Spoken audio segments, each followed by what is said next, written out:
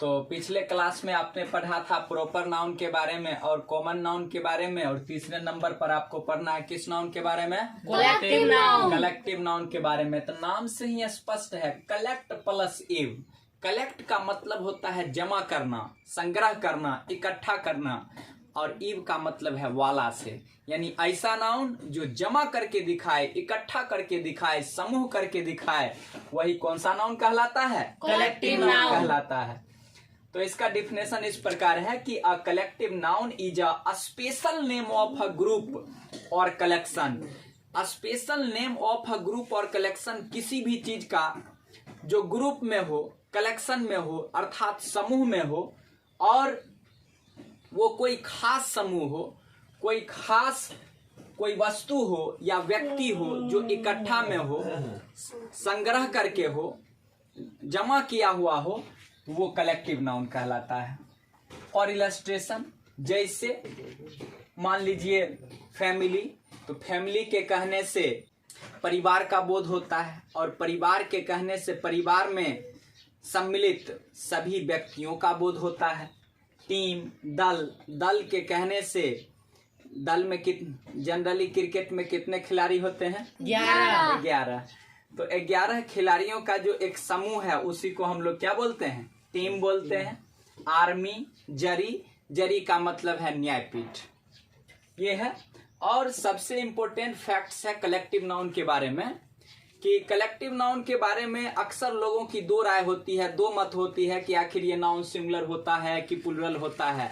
लेकिन आप जान लीजिए अधिकांश कलेक्टिव नाउन का प्रयोग सिंगुलर फॉर्म में होता है। अधिकांश कलेक्टिव नाउन का प्रयोग किस फॉर्म में होता है? सिंगुलर फॉर्म में ही होता है। इसीलिए मैंने लिखा है कि usually collective noun is used as singular. सामान्य रूप से प्रायः अक्सर कलेक्टिव नाउन का प्रयोग किस फॉर्म में होता है? सिंगुलर फॉर्म में ही होता है। फॉर इलस्ट्रेशन, जैसे माई फैमिली इज गुड, मेरा परिवार अच्छा है। मेरा परिवार का मतलब ऐसा मत समझिएगा कि परिवार का मतलब यहाँ पत्नी से है। परिवार का मतलब है आपके माता पिता, भाई बहन, उसमें आपकी पत्नी भी शामिल है। अगर हो तो, नहीं हो तो कोई बात नहीं है। तो फैमिली यहाँ आपका सिंगुलर फॉर्म में है, जो कि एक कलेक्टिव नाउन है। तो आप जानिए कलेक्टिव के बारे में कि collective noun that is also a part of noun is divided into 3 parts. Collective noun जो कि नाउन का ही एक पार्ट है, एक नाउन का ही समूह है, एक नाउन का ही हिस्सा है, एक भाग है, उसको भी हम लोग कितने पार्ट्स में बांटे हैं? 3 पार्ट्स में। कितने पार्ट्स में? 3 पार्ट्स में। जिसमें सबसे पहला पार्ट है जनरलाइजिंग कलेक्टिव नाउन। क्या नाम हो गया? Generalising collective noun. Generalising collective noun, generalising collective noun. दूसरा आपका हो गया ग्रुप कलेक्टिव नाउन, और तीसरा हो गया डिस्ट्रीब्यूटिव कलेक्टिव नाउन। क्या नाम है? Distributive collective noun. Distributive collective noun. Collective noun that is also a part of noun is divided into 3 parts. Collective noun जो कि नाउन का ही एक पार्ट है, नाउन का ही हिस्सा है, उसको भी हम लोग 3 पार्ट में बांटते हैं। जिसमें सबसे पहला आपका पार्ट है generalising collective noun. Generalising collective noun का सबसे पहले हम लोग जानते हैं इसका डिफिनेशन क्या है। तो अ collective noun that is made of different kinds of member. A collective noun that is made of different kinds of member। different kinds of member का मतलब है भिन्न भिन्न प्रकार के सदस्य। कहने का सेंस ये है कि ऐसे कलेक्टिव नाउन जो समूह में हो लेकिन उसमें भिन्न भिन्न प्रकार के सदस्य शामिल हो, भिन्न भिन्न प्रकार के मेंबर हो, चाहे वो मेंबर लिविंग हो अन्यथा नॉन लिविंग हो, मगर भिन्न भिन्न प्रकार के मेंबर हो, तो ऐसे नाउन को हम लोग जनरलाइजिंग कलेक्टिव नाउन कहते हैं। फॉर इलस्ट्रेशन, जैसे फर्नीचर, क्रॉकरी, लगेज। जैसे कि फर्नीचर बोलते हैं तो फर्नीचर के कहने से आप लकड़ी के केवल एक सामान का वो बोध नहीं कराता है। लकड़ी के केवल उसके अंतर्गत एक सामान नहीं आते हैं। उसमें फर्नीचर के कहने से कुर्सी, बेंच, टेबल, डेस्क, जो भी मेड ऑफ वुड लकड़ी के बने सामान हैं, सब का बोध हो जाता है। तो फर्नीचर एक कलेक्टिव नाउन है। क्रॉकरी के कहने से बर्तनों के समूह का बोध होता है। बर्तनों का समूह, आपके घर में माँ बहनें बर्तन धोती है तो बर्तन धोने के बाद देखिएगा एक स्टील का बना टोकरी होता है जिसमें विभिन्न प्रकार के बर्तनों को वो धो करके रखती है। तो वो बर्तनों का समूह ही क्या कहलाता है? क्रॉकरी कहलाता है। और उसके बाद है लगेज। आप कभी रेलवे में बिना टिकट का अगर पिछले बोगी में बैठे होंगे तो आपको पता होगा कि उस बोगी का शायद आप नाम नहीं पढ़े होंगे, लेकिन उसी बोगी का नाम क्या है? लगेज है। जिसमें आप विदाउट टिकट कभी सफर किए होंगे, जिसमें देखे होंगे कि आप उसमें घुसे होंगे तो आपके बैठने के लिए सीट नहीं होगी, उसमें सामान रखे होंगे, तो वो सामान के रखने की जगह को ही हम लोग क्या कहते हैं? लगेज कहते हैं। और आप देखे होंगे उसमें कि विभिन्न प्रकार के सामान होते हैं। कोई व्यक्ति उसमें कपड़ा रखे है, कोई फल रखे है, कोई सब्जियां रखे है, कोई गाड़ी रखे हुए है, यानी विभिन्न प्रकार के सामानों का समूह क्या कहलाता है? लगेज कहलाता है। ये खास करके आप रेलवे में ही देखते होंगे, रेलगाड़ी में ही देखते होंगे। सबसे पीछे वाला डब्बा जिसमें सामान रखा रहता है उसी को हम लोग लगेज कहते हैं। अब इसके बारे में जानना है,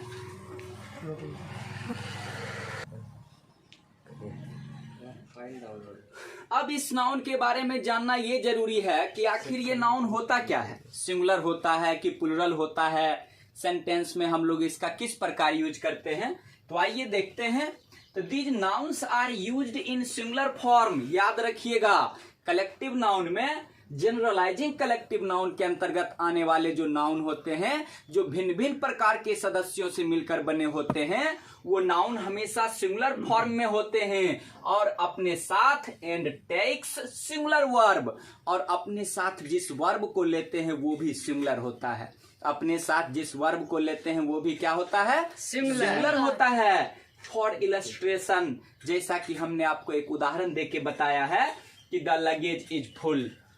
लगेज भरा हुआ है। लगेज क्या है? भरा हुआ है। इन दिस सेंटेंस, इस सेंटेंस में लगेज जनरलाइजिंग कलेक्टिव नाउन है और ये सिंगुलर है, इसीलिए इसके साथ आने वाला वर्ब इज भी क्या है? सिंगुलर है। और क्योंकि सब्जेक्ट वर्ब एग्रीमेंट का नियम कहता है कि अगर सेंटेंस का सब्जेक्ट सिंगुलर होगा तो वर्ब भी सिंगुलर होगा, और अगर सेंटेंस का सब्जेक्ट प्लूरल होगा तो वर्ब भी प्लूरल होगा। ये आपका है जनरलाइजिंग कलेक्टिव नाउन। अब उससे हम लोग आगे बढ़ते हैं तो कलेक्टिव नाउन का दूसरा पार्ट है group collective noun. Collective noun का दूसरा पार्ट का नाम group collective noun. Group collective noun क्या होता है? तो अ collective noun that is made of the same kinds of member. आप ऊपर वाले में पढ़े थे डिफरेंट काइंड्स ऑफ मेंबर, लेकिन नीचे वाले में आप पढ़ रहे हैं सेम काइंड्स ऑफ मेंबर, यानी एक ही प्रकार के सदस्यों से निर्मित। ऐसा कलेक्टिव नाउन, भीड़ में से ऐसा भीड़, समूह में से वैसा समूह, झुंड में से ऐसा झुंड जो एक ही प्रकार के सदस्यों से मिलकर बने हो, तो वैसे कलेक्टिव नाउन को हम लोग ग्रुप कलेक्टिव नाउन कहते हैं। वैसे कलेक्टिव नाउन को ग्रुप कलेक्टिव नाउन कहते हैं।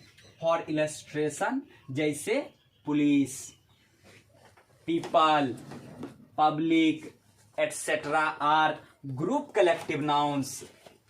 जैसा कि पुलिस भी आप देखते होंगे सभी एक प्रकार के वर्दी में रहते हैं, और these nouns are used in singular, these nouns are used in plural forms and takes plural verb. और आप याद रखिएगा कि ऐसे नाउन का प्रयोग हमेशा प्लूरल फॉर्म में होता है और ये अपने साथ प्लूरल वर्ब को ही लेता है। जैसे कि हमने एक सेंटेंस लिखा है कि पुलिस आर करप्ट, पुलिस भ्रष्ट होते हैं, लेकिन ऐसी कोई बात है नहीं। आप जानते भी हैं कि पुलिस वालों का नियत क्या होता है, और एक लेखक ने कहा भी है कि कौन कहता है कि पुलिस वालों का ईमान नहीं होता? कौन कहता है कि पुलिस वालों का ईमान नहीं होता? क्या पुलिस से हटके कोई बेईमान नहीं होता? गर्मी, सर्दी, बरसात में देते ड्यूटी अक्सर, क्या पुलिस वाला हम जैसा इंसान नहीं होता? पुलिस वाले भी हम जैसे इंसान होते हैं, तो उनको हम करप्ट नहीं कहते हैं। मगर जो देख रहे हैं देश में कि पुलिस वालों की जो हालत है और पुलिस वाले आम पब्लिक के साथ जिस प्रकार से पेश आते हैं, तो ये एग्जाम्पल आज के डेट में जचता है। इसीलिए मैंने आपको दिया है कि पुलिस आर करप्ट। तो मेरा उद्देश्य ग्रामर को फॉलो करना है, समझाना है। ये पुलिस आपका जो है ये ग्रुप कलेक्टिव नाउन है, और पुलिस अंग्रेजी ग्रामर का एक ऐसा शब्द है जिसका प्रयोग हमेशा प्लूरल फॉर्म में ही होता है। इसीलिए इसके साथ आने वाला वर्ब आर भी क्या है? प्लूरल है।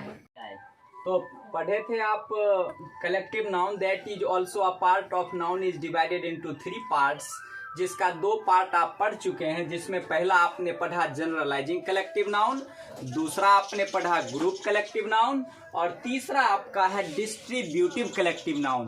तो जैसा कि इसके नाम से ही स्पष्ट है, डिस्ट्रीब्यूटिव अंग्रेजी के 2 शब्द से मिलकर बना है, डिस्ट्रीब्यूट प्लस इव, डिस्ट्रीब्यूट प्लस इव।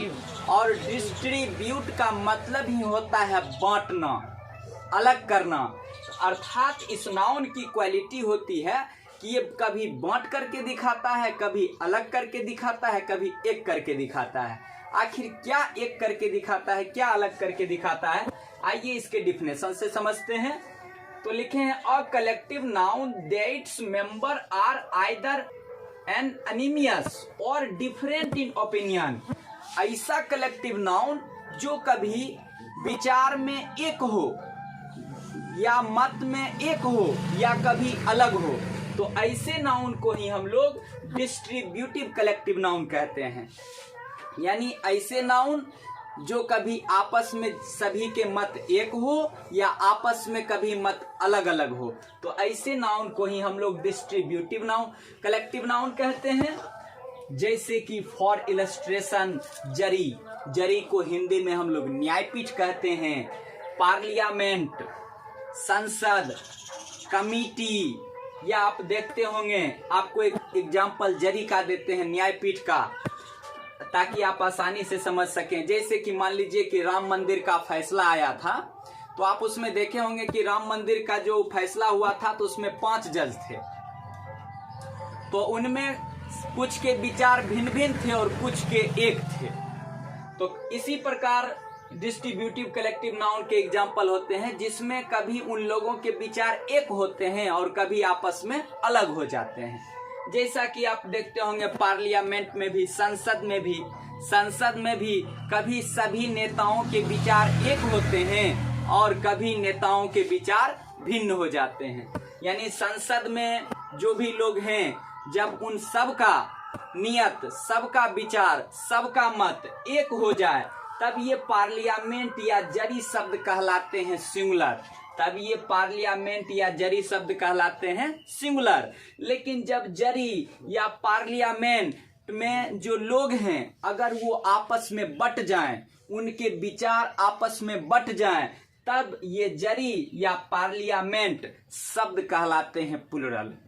माय डियर, आज कलेक्टिव नाउन आपका एंड हो चुका है और आशा करते हैं कि आपको वीडियो अच्छी लगती होगी, और आप हमारा हौसला बढ़ाए रखने के लिए आप हमें लाइक, सब्सक्राइब और शेयर करते रहें, ताकि हमारा उत्साह और मनोबल आपसे बढ़ा रहे। और नेक्स्ट क्लास में हम लोग मटेरियल नाउन और एब्स्ट्रैक्ट नाउन के बारे में पढ़ेंगे। और मैं आशा करता हूं आपसे कि आप हमारा वीडियो पूरा निश्चित रूप से देखते होंगे। धन्यवाद।